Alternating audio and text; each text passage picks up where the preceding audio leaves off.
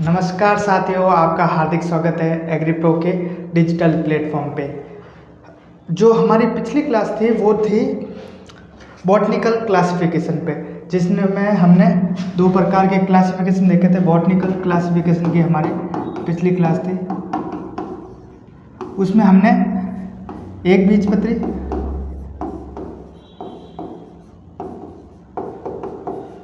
और द्विबीजपत्री,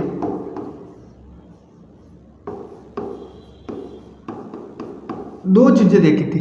जिसके अंदर पहले हमने पढ़ा था, पहले हमने फल के बारे में पढ़ा था, फिर उसके बाद में हमने सब्जियों के बारे में पढ़ा था। फल में हमने देखा था एक बीजपत्री कौन कौन से हैं, खजूर, केला, अनानास, नारियल, ये एक बीजपत्री थे। फिर सब द्विबीजपत्री देखे थे जिसमें आम, अनार, अंगूर ये थे। ठीक है, ठीक उसी प्रकार हमारी जो सेकंड क्लास थी वो थी सब्जियों में, जिसमें हमने एक बीजपत्री सब्जी देखी और द्विबीजपत्री सब्जी देखी। आज जो हमारी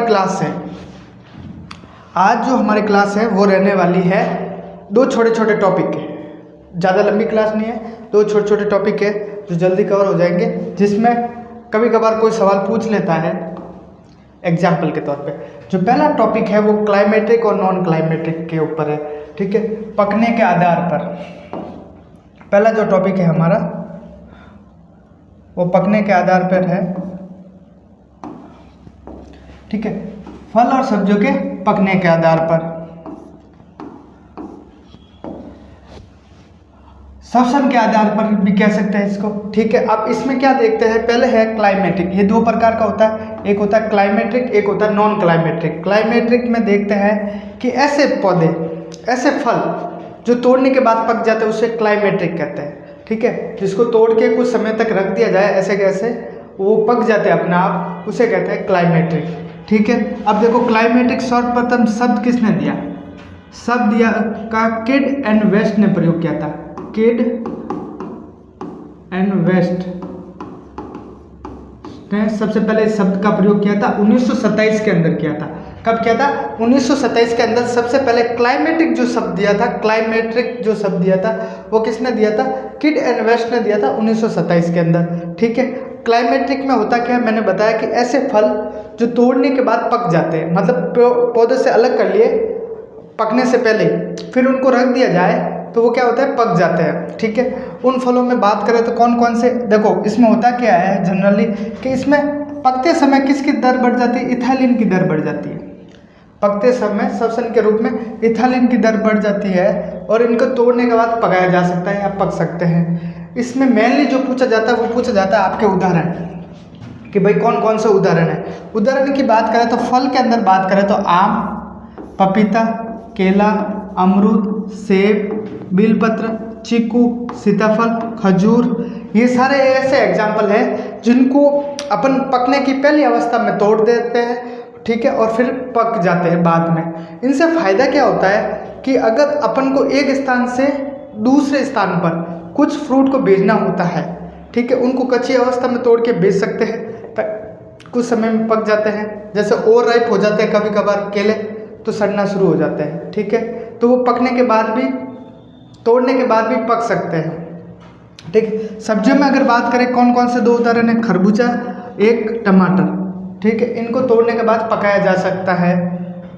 पूछ सकता है कि भाई क्लाइमेटिक फल में ऐसा क्या होता है जो तोड़ने के बाद पक सकते हैं, तो इथाइलिन की दर बढ़ती है। किसकी दर बढ़ती है, इथाइलिन नाम की गैस की दर बढ़ती है।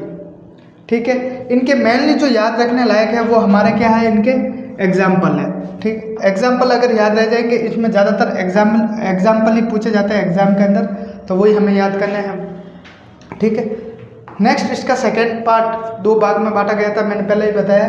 दूसरा है नॉन क्लाइमेट्रिक।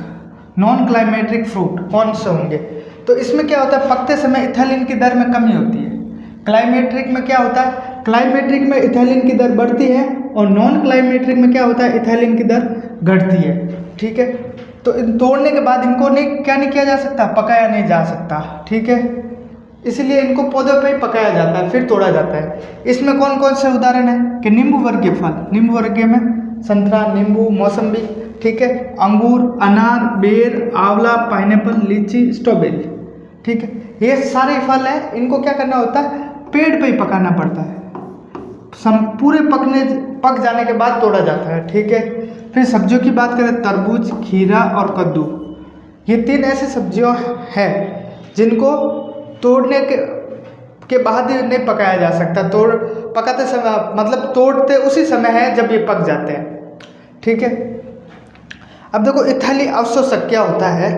इथाइलिक अवशोषक रसायन ऐसा होता है जो इथाइलिन की दर को कम किया जा सकता है ताकि कुछ लंबे समय तक फ्रूट को क्या किया जाए, स्टोर किया जाए, जो तोड़ने के बाद पक जाते हैं उनके लिए। ठीक है, इसके लिए कौन सा अपन काम लेते हैं, potassium permanganate KMnO4, potassium permanganate काम लेते हैं। और फल पकाने हेतु, जल्दी पकाने हेतु है ना, कैल्शियम कार्बोनेट का यूज करते हैं। बहुत जल्दी फलों को पकाना हो तो किसका यूज करते हैं, कैल्शियम कार्बोनेट। वर्तमान में इसको बंद कर दिया गया, सरकार द्वारा इस पर रोक लगा दी गई है। ठीक है, ये एक टॉपिक था हमारा छोटा सा, जिसमें क्लाइमेटिक नॉन क्लाइमेटिक 2 प्रकार के हमने फ्रूट और सब्जियां देखी। क्लाइमेटिक सब जो सबसे पहले 1927 में किड एंड वेस्ट ने दिया था। ठीक है, फिर उनके एग्जाम्पल देखे, ज़्यादातर सवाल जो बनते हैं वो एग्जाम्पल से ही बनते हैं, तो उनके एग्जाम्पल याद होना बहुत ज़रूरी है। ठीक है, एक छोटा सा टॉपिक क्लियर हुआ। आगे नेक्स्ट, आगे देखो जीवन चक्र के आधार पर, विकास की निरंतरता के आधार पर। अब क्या होता है कि ये जीवन चक्र मतलब शुरू कहाँ से किया, खत्म कहाँ हो, वो वाली चीज़ है। ठीक है, तो ये 2 प्रकार के पौधे होते हैं, एक सदाबहार एवरग्रीन जो हमेशा ग्रीन रहते हैं, वे पौधे जो जीवन चक्र के आधार पर निरंतर, ठीक है, विकसित होते रहते हैं, हमेशा बढ़ते रहते हैं। इनमें कौन सा, आम, केला, पपीता, नींबू वर्गीय, अमरूद, चीकू, लीची शामिल है। ठीक है, पर्णपाती फल, ठीक है, वो क्या होते हैं, वे पौधे जो विकास की निरंतरता के आधार पर एक निश्चित मौसम में अपने पत्ते गिरा देते हैं, जिसको पतझड़ भी कहते हैं। ठीक है, ये कौन सा, अनार, अंगूर, आंवला, बेर शामिल है। बेर क्या करता है, गर्मियों में अपने पत्ते झाड़ देता है। ठीक है, इन पौधों को क्या कहते हैं कि पर्णपाती पौधे कहते हैं। 2 प्रकार के, सदाबहार और पर्णपाती। इसमें ज़्यादा कुछ पूछने के लिए है नहीं, लेकिन ये टॉपिक तुम्हारे है जेट के अंदर तो पढ़ा देते हैं, बाकी इससे सवाल बहुत कम बनते हैं।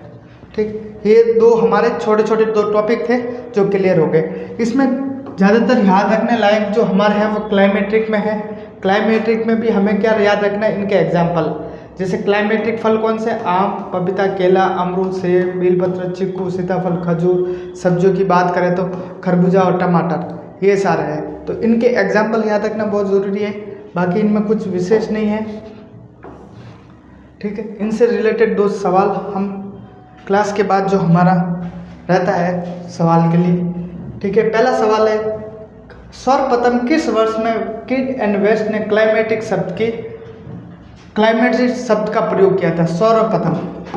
ठीक है, बात की थी हमने सर्वप्रथम कब किया था, किड एंड वेस्ट ने किया था क्लाइमेटिक में 1927 में।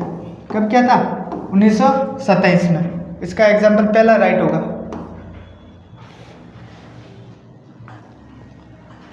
अगला क्वेश्चन है, निम्नलिखित में कौन सा नॉन क्लाइमेट्रिक श्रेणी में आता है। नॉन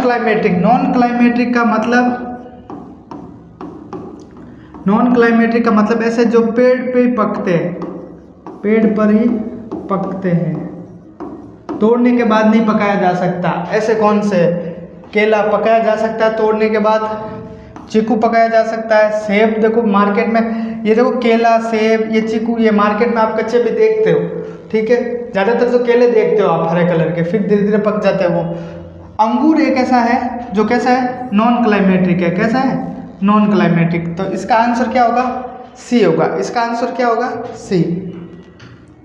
ठीक है, तो ये थे हमारी आज की छोटी सी एक क्लास, जिसमें 2 टॉपिक आपके क्लियर हुए हैं। एक तो क्लाइमेट्रिक और नॉन क्लाइमेट्रिक वाला, दूसरा सदाबहार वाले वन और पर्णपाती वाले फल, वृक्ष।